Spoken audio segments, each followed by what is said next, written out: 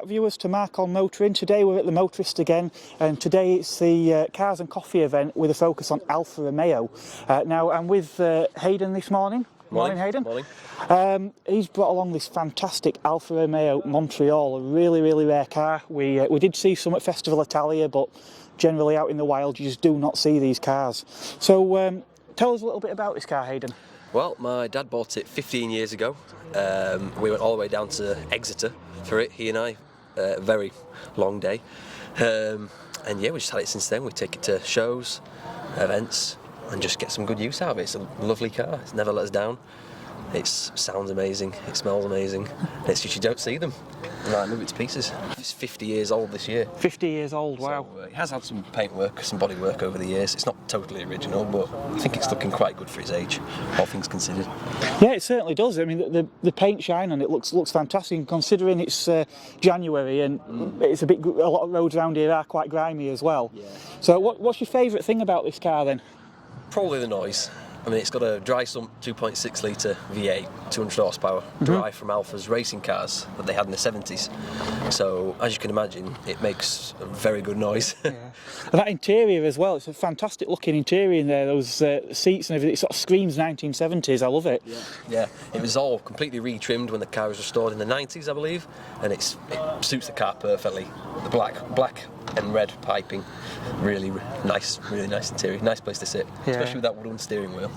Yeah, I do like the steering wheel, and the gauges set back into, I'll insert some B-roll footage here, but you'll see the gauges set back in sort of tunnels, a little bit like they did later on with the 156. Yes, that's right, yeah. And a few other Alfas of the period, it sort of became a staple of theirs. Yeah. Sort of from around this period onwards, yeah, nice little design features like that. Yeah, I always think it was very reminiscent of a Lamborghini Miura when you've got the gauges set down the tunnels. The designer, incidentally. Oh right, interesting. Yeah, I didn't know that. Again, I mean, these sort of turbine style wheels, very of the era. I love this duct we've got on the top of the bonnet there, and these headlamps as well. They're a rather curious looking design. Yeah, it's an unusual thing. It's a vacuum operated system. So when you put the headlights on, those islands that you can see, in turn, a vacuum pump operates and they fold down underneath. One at a time, so that your view of the road isn't obscured if you're driving at night. So they fold underneath one at a time, and then your lights are on. So it does look a bit strange when the eyelids are folded down, but it's quite a quirky little feature of these cars. So being a vacuum system then, if that fails, do they default to open? No. As far as I'm aware, you'll have headlights on, but you won't be able to see a great deal. So it sort of trims the top off then? Yes. Interesting. Well, that's brilliant. Thank you very much. Oh, thank you. It's great. Right.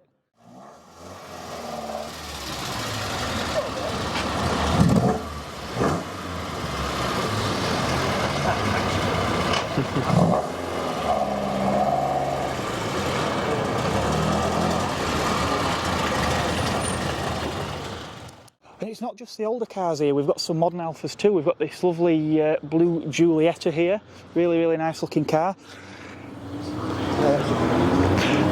Next to that we have a Brera, a car that's again been out of production for quite a while, but in typical Alfa style they went mad with styling. I love these headlamps here sort of set back into this grille, really interesting design. Sort of a large hatch stroke coupe body style, but yeah, when you see them in the metal they do look sort of quite squat. Really nice design. Alfa 159, again we've got the same very similar front end styling to what we had on the Brera, but this time in a saloon body. Obviously this coming after the much loved 156, one of my favourite Alfas. Now bringing us a bit more up to date, we've got the Alfa Romeo Giulia Quadrifoglio. Looks absolutely fantastic in this blue. These huge wheels, big yellow brake calipers on there. What's to say? I mean, they've just sort of taken the world by storm. I know we've got the GTA model as well now, but even one of these you're going to have a hell of a lot of fun in one of these seriously quick car. 2.9 litre twin turbo V6 in there, producing somewhere in the region of about 500 horsepower, and of course rear wheel drive as well. Now another highlight here is this Alfa 2000, looks like it's been breathed upon by alcoholics. Really love the engine in this one. So these were available with some much smaller engines, but this particular car is looks like we've got a 2-litre twin cam engine, and these won't weigh a great deal, so I imagine this will be quite entertaining. Maybe not fast by modern standards, but certainly quite entertaining to drive, I would imagine. So another Giulia in Mazzano blue, this one being a Veloce trim, and hiding away behind there, well, interior on this car as well, by the way, looks absolutely superb. Got this tan leather interior which looks really, really nice. Got this lovely dark metallic blue Alfa Spider, what was lovely the Pininfarina styling badges on there as well. From the front end looks a lot like a Brera, same with the tail lights, but probably rarer, I would imagine. You don't seem to see that many of these. I love these rear haunches as well. This sort of shapes up. Really nice looking car. Interior pretty much as you would find from a Brera, but that's no bad thing because it's quite a nice place to be anyway. Got a nice Alfa Mito. So many of these use the 1.4T jet. I'm not sure, that sounds like it could be a T-jet engine, which many of these cars did use. They also fitted some with twin air engines as well.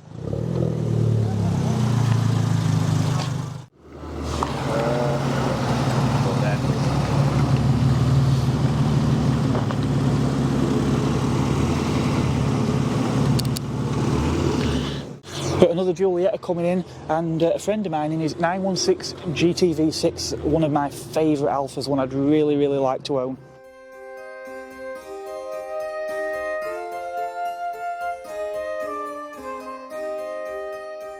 You've got this fantastic Busso engine in here, which they look superb, they sound excellent, but the party doesn't stop there, even the interior on these cars. Obviously we've got these frameless doors on here, and this one has got this fantastic red leather interior in here as well. We've got the gauges set in pods behind the wheel, and auxiliary gauges in the middle as well. We have got some token back seats, but you really wouldn't want to sit anybody in them. Quite high sills as well on these cars.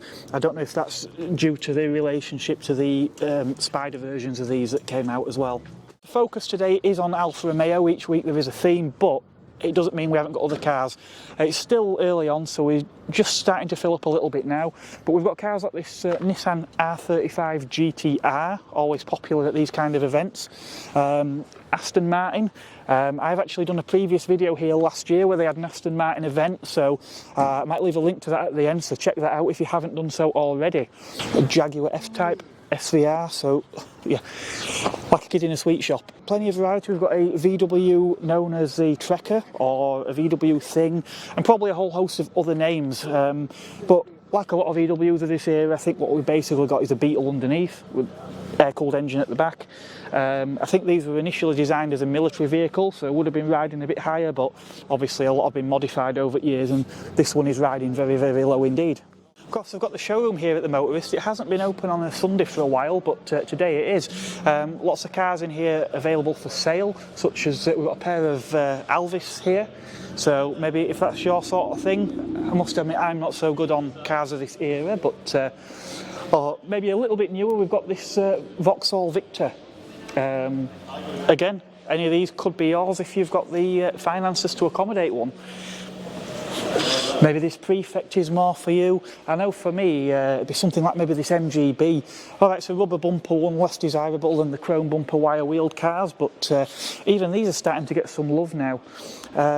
For those that are not aware, the chrome bumpers came in to update the car for US legislation. I believe they actually adjusted the ride height as well to get the lights to regulatory requirements. But again, like I say, even these cars are starting to appreciate a little bit now. Something that's really appreciated though were minis. Obviously here we've got what looks to be a very early mini. 1275 GT Mini Clubman. I really like these. Again, well out of my budget these days, I'm afraid. Or something a bit newer like this Mini 35 anniversary model. Of course, we've got some bikes back there as well. Kawasaki, it's one of the Zs, I can't make out which one, but Kawasaki Zs back in the 70s and 80s were quite a machine, especially things like the legendary Z1. But if you watch things like the original Mad Max film, you'll see a lot of bikes like that. something really vintage hiding away at the back there. We've also got a step-through Honda back there as well. I do quite like those as well. Now something that is more in my era, I've got this Mark III Volkswagen Golf, M registration, so I'll put that around sort of 94, 95, and this one I'd say is a fairly lowly spec as well, 3-door with the grey plastic bumpers and steel wheels, but I mean that looks absolutely, well, it just looks immaculate, really, really nice example. Opposite end of the market, so we've got Bentley, Lotus Cortina. Again, these things worth some serious money now. This one up at 49,995. But yeah, these are a real pedigree with these cars. Jaguar XK8. So if you want yourself a nice prestigious coupe, can be yours for just under 19 grand. So Porsche Boxster Spider. Now I'm a fan of the Boxster and Cayman models. This one being a Spider is a little different at the back end. That roof design just differs from the standard cars. And again, got some more pre-war design for Model A. So yeah, if you're in the market for a classic car, by all means come and have a look around. But now we're going to get back to today's proceedings and go outside because there's more cars arriving. Another car that's just coming in, 1986-87 Ford Escort. An RS Turbo? Yeah, very popular cars, and always have that sort of rumble as well with those big exhausts. I remember them always being like that. Don't know if they ever came with anything different from the factory. Now here we've got Skoda Fabia. Now this belongs to James, who gave us an interview on one of the Harewood videos with his Saab. So this is his Skoda Fabia, 1 litre TSI, but it's had a bit of work done on it. I think last time I spoke to him he said this was putting out about 140 horsepower. James, if you're watching and that's wrong, please do update us in the comments. Obviously he's had this rally style livery done on there, and this roof vent, wheels, and probably a lot of other mods besides. But always nice to see this car at events, and always seems to get quite a bit of attention as well. So we've got a GT86, obviously that one's sitting quite a lot lower than it would have been from factory. I do quite like these actually. I know the factory examples had the same wheels I think as one of the hybrid cars, but the idea being sort of lower traction, it's front engine rear drive, and a car you could actually go out and drift and have a bit of fun with without going insane speeds. That's not to say that they're probably still not quick. Another Focus ST, VW Transporter. But Vauxhall Astra GTC, again, another car that I know that Vauxhall's just released a new version, but there were a lot of speculation. It could have been another one of those models to go. We've already lost some Mondeo. We don't know how much longer we're going to have the Insignia, but Astra's been a staple of Britain for the past 2 or 3 decades now. As I say, this is a 3-door VXR version, so probably the one to have, next to a Civic Type R. Quite typical for this segment now, 5-door. You don't really seem to see a lot of 3-door anymore in that segment. Hiding behind there, of course, is my Megane. And again, this would have been from the same segment, and just look how small it looks now compared to the modern equivalents. But Mark II MX-5, always nice to see one of these. Again, by Mark II with lots of pop-up headlamps sadly, but in every other way looks pretty much the same car. Of course, Alfa Romeo aren't the only Italian cars here today. It's Ferrari 812 Superfast, huge V12 engine in there. You're talking getting on for 600 horsepower, over 200 miles per hour top speed in this car, and again probably one of the last of this kind of Ferrari really, with everything moving to smaller engines and hybrids sadly. Ferrari's not the only performance model here. McLaren 720S, can't really miss it in that orange, quite iconic actually. It does look, remind me of the F1 LMs that were available in either this shade or something very, very similar. It probably comes as no surprise that we all love a good Rover V8. Now, I remember when TVR brought out the Griffith 500 and thinking what a fantastic looking car that was, and then we got the Cerberus. Supposedly more usable than the Griffith, although obviously I can't confirm that myself, having never owned either. But this very similar design language that TVR were using in the 90s. Got Nissan S14 200 SX. We actually saw this car, I believe, here last week, but yeah, I do quite like that one. Next, an E36 convertible. This one's sporting a hardtop. A few nice blue cars from the VAG stable here. We've got a Seat Leon Cupra R, next to a Mark 6 Golf R. Now, a car surprisingly I've not seen at a meet before, despite how popular they seem to be, is the Hyundai i30N. A 2-litre TGDI engine in these and about 250 horsepower, so should certainly move.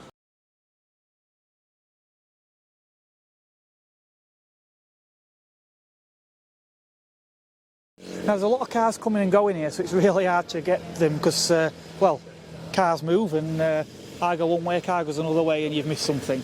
But something that has just come in that I'm really pleased to see is this Renault 5. Now, it's been on an N registration, would be around 95, 96, so it'd be one of the very last of the Super 5s. These were the Campus Prima. Now, my dad actually owned two of these on L and M registrations. So this one was in the standard base red.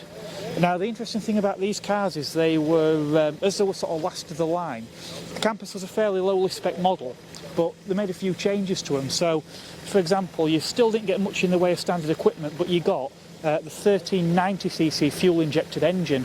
Earlier Campuses only had the 1108, and so a lot of the Renault 5s that were 1.4 got 1397 carburettor engines. They really didn't weigh a lot, these cars. I think probably less than 900 kilos.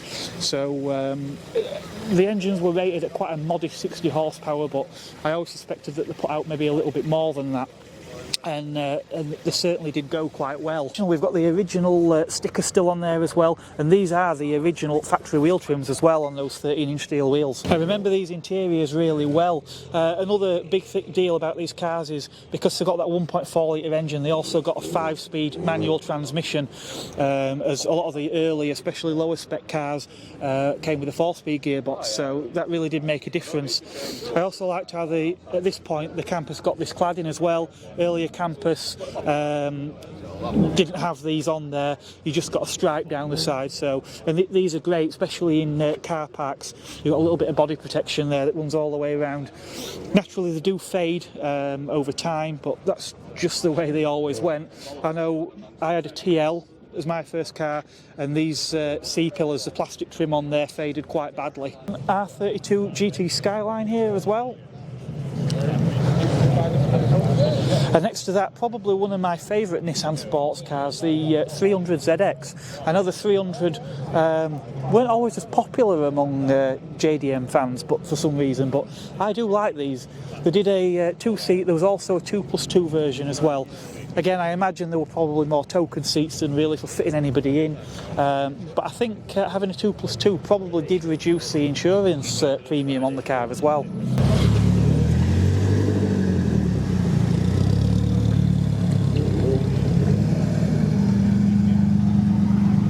There's a lot of cars coming and going. I've had to come back round to the front now where the Alfas are. A car that's just arrived though is this Mark III Renault Megane Coupe in liquid yellow. RS model. Really do like the paint on this, and I know it's quite popular. People actually taking older cars and having them repainted in this colour. Really, really nice shade. But as I say, we've got some more Alfas coming, so there's another Spider over in the corner there hiding away behind some American cars. Pontiac Trans Am, and all kids of the 80s love Knight Rider, so you've got to love a Trans Am. Alfa Romeo though, 4C. Alfa's answer to the Lotus Elise, got a mid-mounted engine and a carbon fibre tub, so a nice lightweight sports car, and in my opinion this is probably in the best colour as well. I really do like these ones.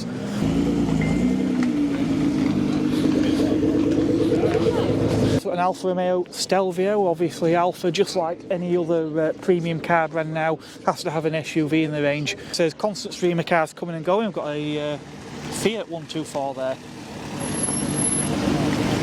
Nice to see a Fiat version, a lot of them are Abarth.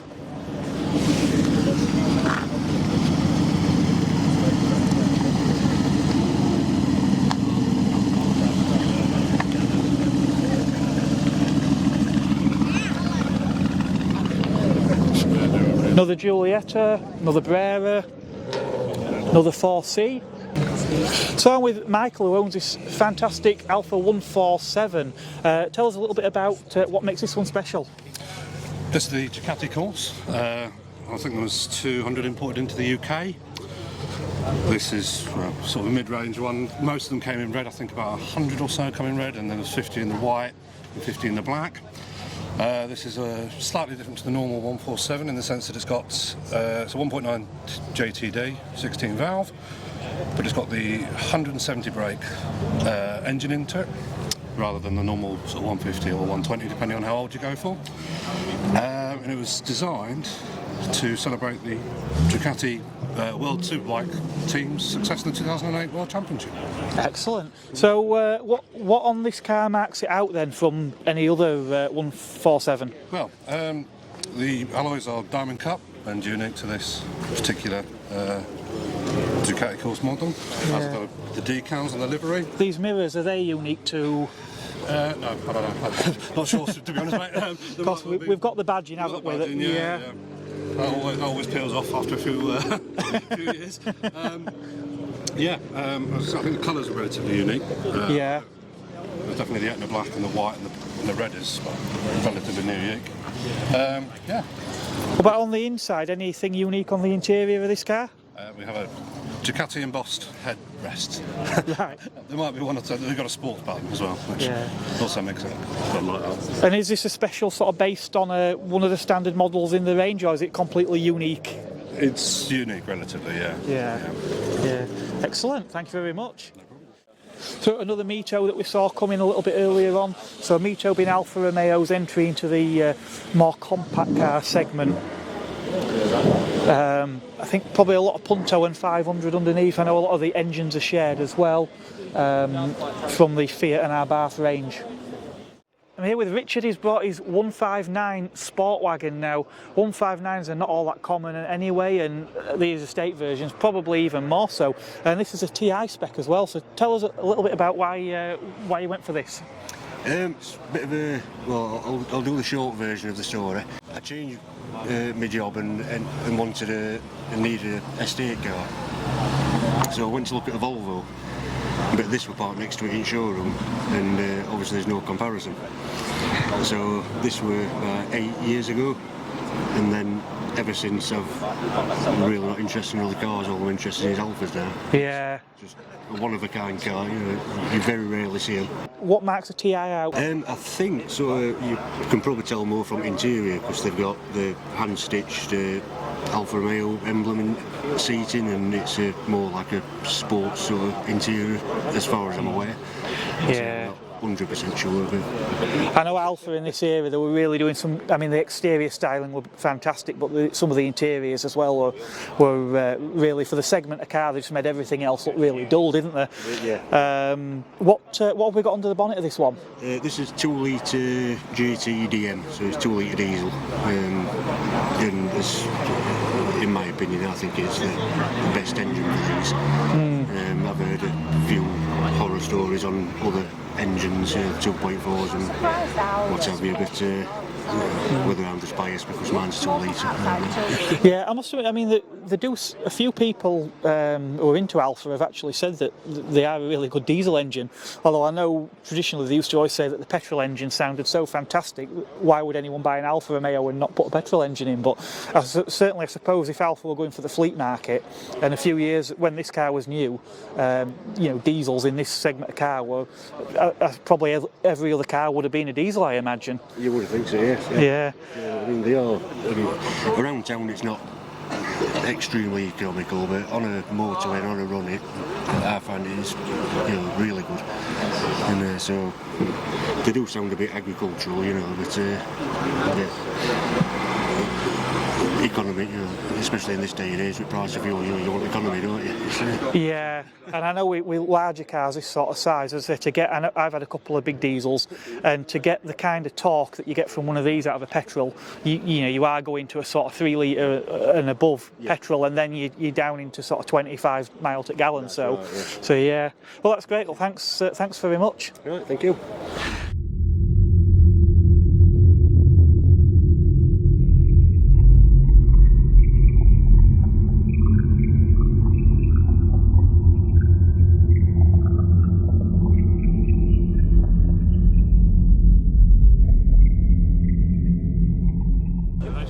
GT.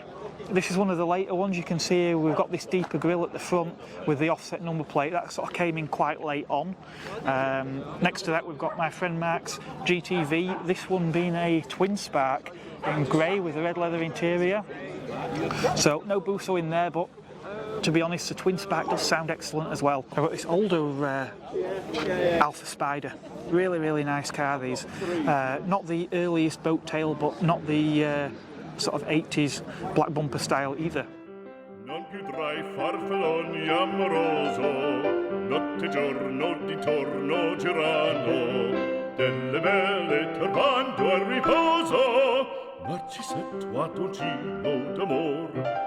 Delle belle turbando al riposo, Narcisetto a dolcino d'amor.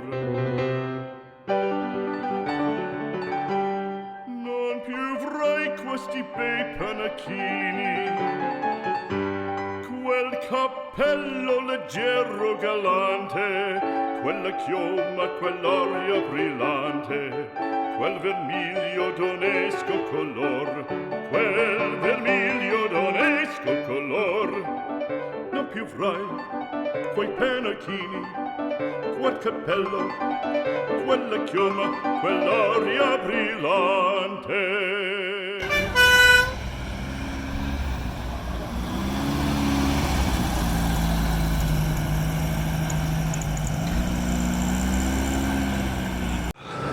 Now it was actually quite mild here earlier on, but it seems to be getting a lot colder. Again, a lot of cars coming and going, and but I think it's time for us to sign off today. But before we do, let's go have a look at this Fiat Panda colour, so I presume a special edition. Now these early Pandas were very basic, but by design. And they certainly got it right with colour. The fabric on that upholstery, and I don't know if you can see through the reflection, even the gauge cluster in this car is very multicoloured. But that's enough from me today here at the Motorist. We'll be back again shortly. There'll be more events to come, and I've still got that servicing video on the Megane from the I did a little bit of work the other day, so we'll get that up soon as well. Don't forget to check us out on Facebook and Twitter, because I do tend to put photos up on there as well. Remember to hit that subscribe button, because we've got a lot more to come. But until next time, it's goodbye from me.